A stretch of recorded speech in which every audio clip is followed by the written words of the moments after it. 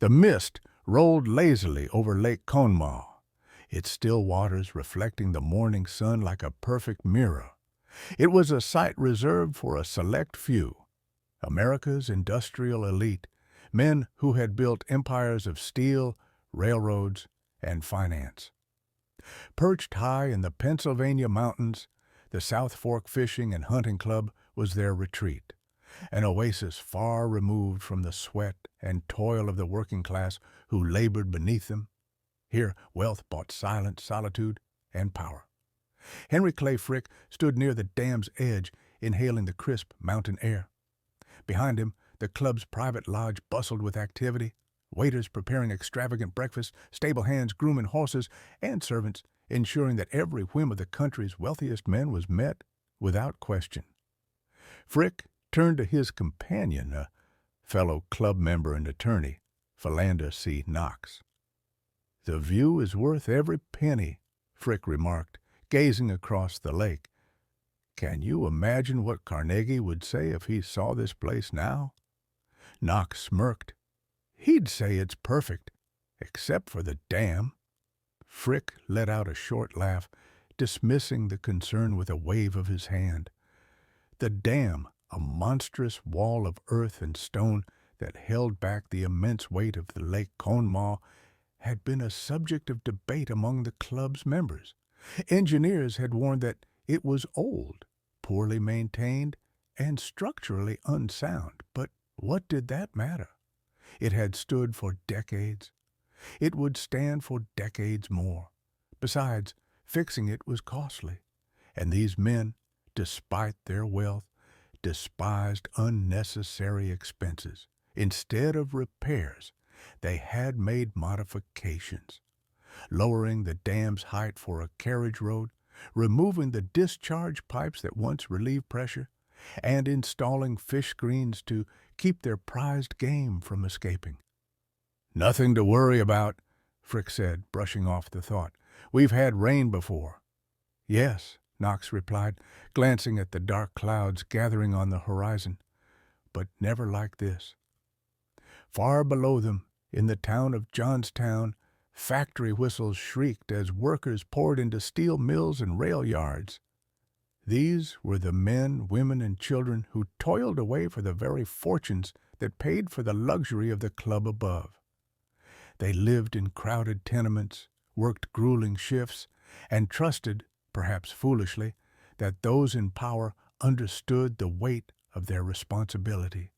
But up on the mountain, the storm clouds thickened, the wind picked up, and the dam sat in silent defiance, unaware that its fate, and the fate of thousands, had already been sealed.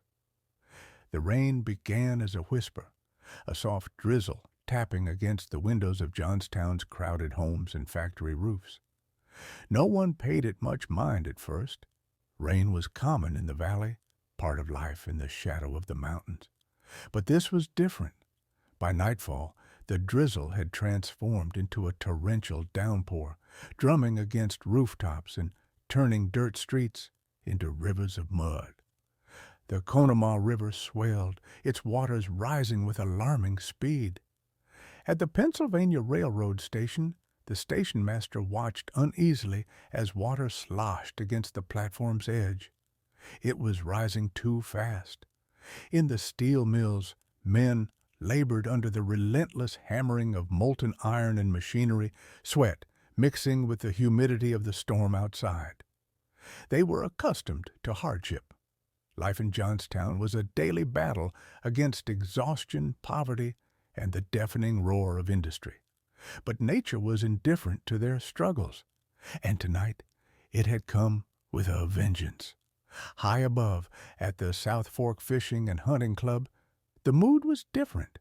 Inside the grand dining hall, cigar smoke swirled beneath chandeliers, and the laughter of wealthy men drowned out the sound of the storm outside. Servants hurried to refill plates, and talk of business and politics filled the air.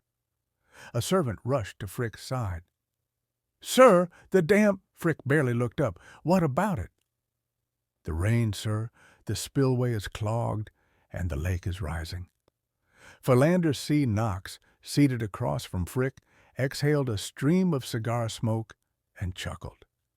"We've been hearing that nonsense for years. It always holds." The servant hesitated. He had seen the lake before supper. It had never been this high. But these were powerful men, and powerful men did not like to be told their comfort was at risk. He bowed his head and disappeared into the shadows.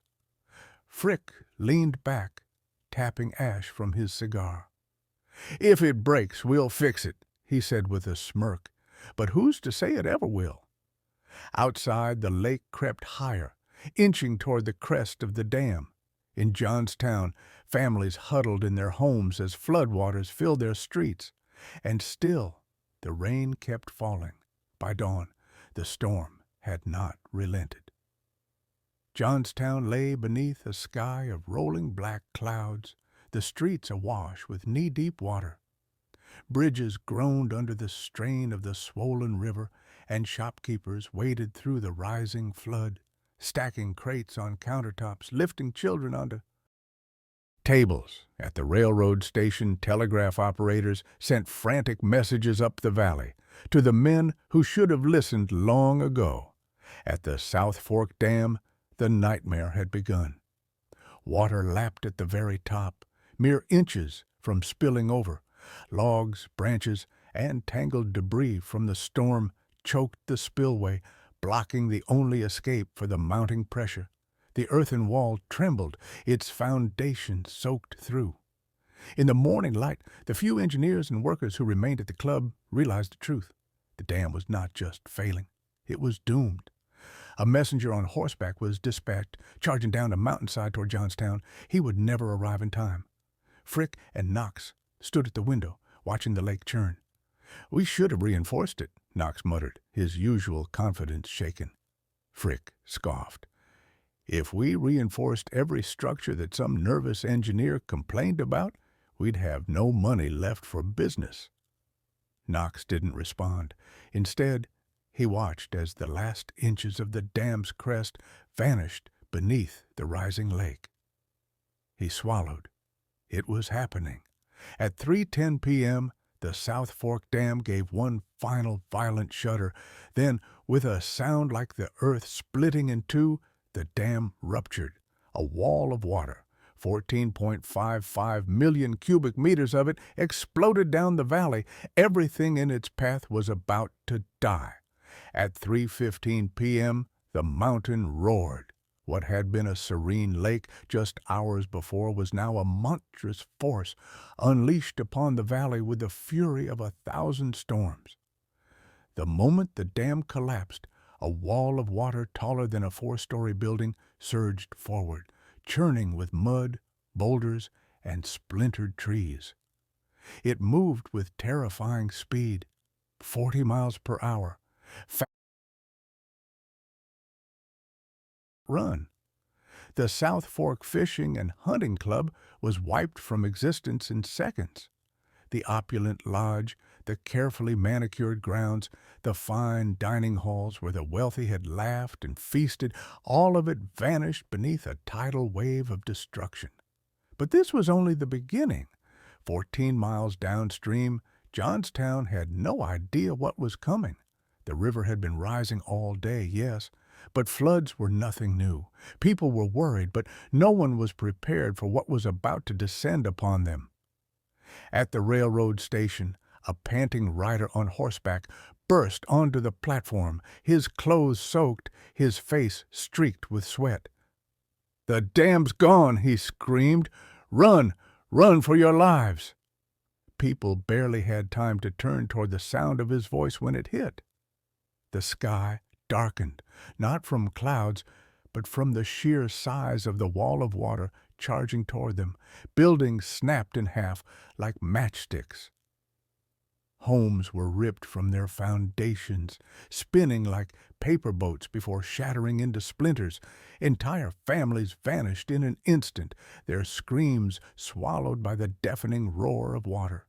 A train loaded with passengers sat at the station, its wheels locked in place.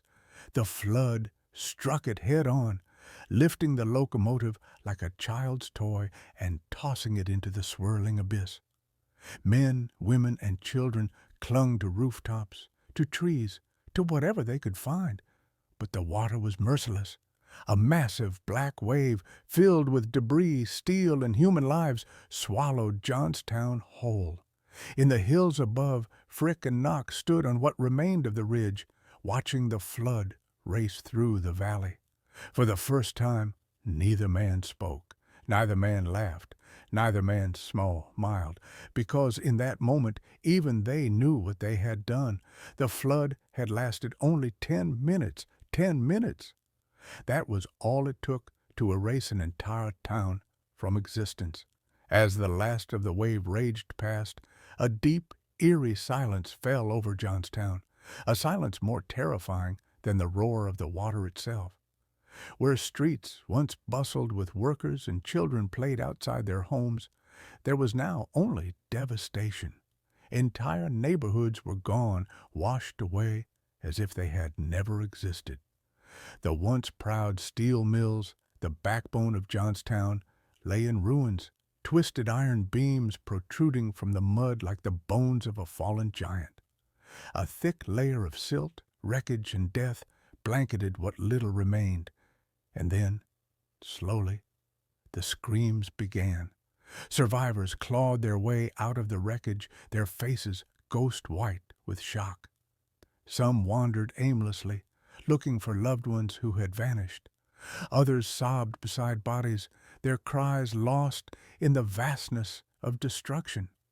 A young girl, barely 5, sat atop the remains of a collapsed house. She called out for her mother, but there was no answer. At the far end of the wreckage, near the stone bridge, the flood's deadliest secret waited. A mass of debris, trees, houses, railroad cars, had piled up against the bridge's arch, creating a dam of its own. Trapped within it were hundreds of people, some already drowned, others still alive, screaming for help. And then, as if nature had not been cruel enough, the wreckage caught fire. The flame started small, a single flicker from an overturned stove, before consuming the entire debris pile in a monstrous inferno. Those who had survived the flood were now burning alive. No one could reach them. No one could save them. Johnstown, a town once filled with the hum of industry and life, had become a mass grave. From the hills above, Henry Clay Frick and Philander C. Knox watched the ruins smolder. Knox turned to Frick. "They'll blame us." Frick exhaled, his face unreadable. "Let them!" Because deep down, they both knew money had already bought their freedom. The bodies were still being pulled from the wreckage when the lawyers arrived. Within days of the flood, newspaper headlines across the country screamed for justice. Massacre by negligence. The rich play, the poor pay. Who will answer for Johnstown? The numbers were staggering. 2,208 dead. Thousands homeless. A city wiped from the map. The people of Johnstown, those who had survived, wanted answers. They wanted justice. But justice had a price, and the men responsible had more than enough money to buy their way out. The lawsuits began almost immediately. Families who had lost everything filed case after case against the South Fork Fishing and Hunting Club. Their argument was simple. The dam had been weakened. The dam had failed. The club members had ignored every warning. This was not an accident. This was a crime. But in the gilded halls of the courtroom, justice was not blind. It was for sale. The club members hired the best lawyers in the country, men like Philander C. Knox and James Hay Reed, who twisted the law in their favor with cold precision. Their argument? The flood was an act of God. And with that, the blame washed away, just like Johnstown itself. Not a single club member was held accountable. Not 1 cent was paid in legal damages. Henry Clay Frick, Andrew Carnegie, and their fellow industrialists walked free, their fortunes untouched, their reputations barely dented. And as Johnstown buried its dead, the world moved on. The steel mills reopened. The factories churned back to life. The rich got richer, and the poor? They rebuilt with their own hands, brick by brick. No compensation, no justice, no apology, just the memory of a flood that should never have happened.